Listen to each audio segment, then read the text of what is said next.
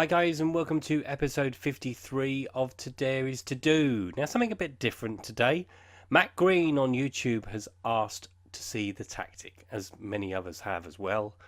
So let's see the tactic. Run the intro.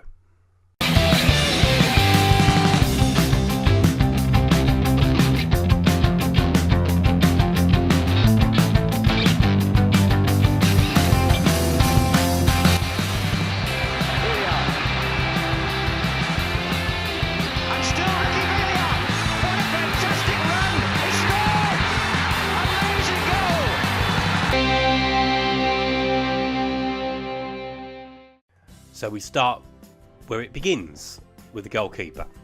Now the only instruction that I gave my goalkeeper was to roll the ball out.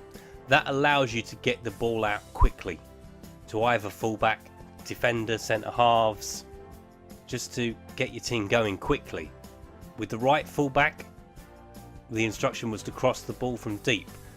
This allows your centre forward to get onto the ball quickly as well. It allows him to make a quick run across the front of the defender and hopefully score you a goal. With the left fullback, we used to cross the ball from the byline. This allows to get the guy on the right hand side of the attack into the box as well. The two centre halves were pretty much left alone in terms of what they had to do. Didn't really give them too many instructions. Obviously Toby and Jan in there, Eric Dyer, Marcus Rojo. We had a good set of centre halves who were good footballers at the end of the day, and that's the key. Moving on to the higher end of the pitch, into the middle of midfield. Now this is where I always found that the battle was won and lost. So we potentially normally play with the ball-winning midfield player, whether that have been Moussa Dembele, Eric Dyer, Victor Wanyama. They have to be there to do the dirty work in midfield to allow the other front four players freedom to do what they want to do, and that's why I used to play the ball-winning midfielder on the defensive, just so he sat back a little bit, didn't get too daring when he was going forward. As I say, just allow the other four midfield and attackers to get into the game and to make things happen. I always played generally the advanced playmaker, because we had an abundance of talent in there. Perhaps you have the same thing. Obviously with the advanced playmaker, again, he can ping the ball out left and right, he can play in his other attacking playmaker, and he can feed the ball through to the striker as well. Obviously that always gives them the option to get in the box as well. The more people you have in the box, obviously the more likely you are to score a goal. After all, that is the idea. With the wingers, generally I left the wingers alone. The two key things to the tactic that I found during my time was pace and creativity. You needed to have that in abundance, particularly with the wide players. Obviously we played quite a lot with creative wide players as well, but the key man was the man behind the striker. His link-up play with the forward is always going to be very important. Again, like the central midfield attacking playmaker, he will get in the box with the ball out wide, which is why we encourage the fullbacks to get the ball in the box. You always generally found when we put the ball in the box, we had about 3 or 4 players in the box put the ball in the net. The mentality I normally set to control. With that, you control the pace of the game. You control the game itself, essentially. Allows the fullbacks to do the overlap, midfield to break ahead of the forward, and it just generally allowed for us to put our mark on the game, which is why I think we did so well, particularly last season.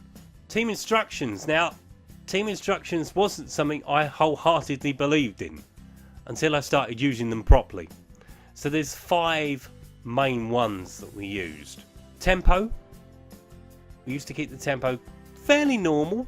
You know, you wouldn't bust a gut right from the off, but the high pressing game, which is Pochettino's game, I adapted it into ours. So you prevent the short goal kicks. You try to retain possession with the short passing. Obviously short passing, pass and move, pass and move, pass and move. That's what really Tottenham is all about. And that's why I adopted it into our game as well. Early crosses, it allows you to catch the opponent unawares. Early crosses are obviously good. We did change it around. Obviously it depended who you were playing, but I generally sit it in the mixed crossing to start the game, see how you get on for the first 10-15 minutes, and then try and change it should you need to. Other than that, everything else was left alone. You have to trust the players that you have on the pitch to do the job for you. Then you look at the advanced forward. Now, I always played with the advanced forward. Obviously there are other options. That suited Harry Kane better. We talk about the green circles. I talk about them quite a lot in game. Obviously, it's important to get that green circle as full as you can. It's all about having round pegs in round holes. And that's why I always adopted that approach. Other than that, there isn't a great deal to it.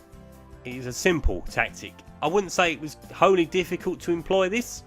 So I will leave a link in the description for you to have a go. Let me know how you get on with the 4-2-3-1, the Spurs tactic, title winning tactic, Champions League winning tactic. Hopefully it'll work for you too. So there we are. That is the tactic kind of explained. If I haven't explained it entirely, please let me know in the comments and I will try and explain it a bit more thoroughly to you. But it's very simple, it's very straightforward. It's not 110 instructions, there's just the 5 of them. The rest is up to you and your team. The key thing that I always found with my players is you scout them out better. You fit them into your system. You don't adapt your system to them. That's what I always found to be key. If you've enjoyed today's video, please leave a like. If you haven't subscribed to the channel already, please do so. If you haven't seen the drama that unfolded in the last season, or indeed early seasons, go back and watch it. There are 52 episodes for you to watch. Tuck into them, please. That was episode 53 of Today Is To Do. Next time, we'll be looking at last season's team, going through the goals, the assists, average ratings, player of the season, and everything in between. So that's about it from me. Thank you for watching. I'll see you next time. Bye bye.